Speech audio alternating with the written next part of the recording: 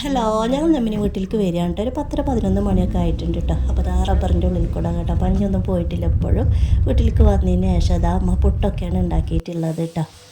അപ്പോൾ അമ്മ അതാ വാഴയിലേക്കാണ് പുട്ടൊക്കെ അതുപോലെ എടുക്കുന്നത് കേട്ടോ. അപ്പോൾ ഞങ്ങൾക്ക് ഒരുപാട് ഇഷ്ടമാണ് ഇതുപോലെ ചൂടുള്ള പുട്ടൊക്കെ വാഴയിലയിൽ കാണുമ്പോൾ നമുക്കൊക്കെ ഒരു പ്രത്യേക ഇഷ്ടമല്ല. പിന്നെ പഴമുണ്ട്. അപ്പോൾ അതൊക്കെ കൂട്ടിയിട്ട് ഞങ്ങൾ രാവിലെ ബ്രേക്ക്ഫാസ്റ്റ് കഴിച്ചു.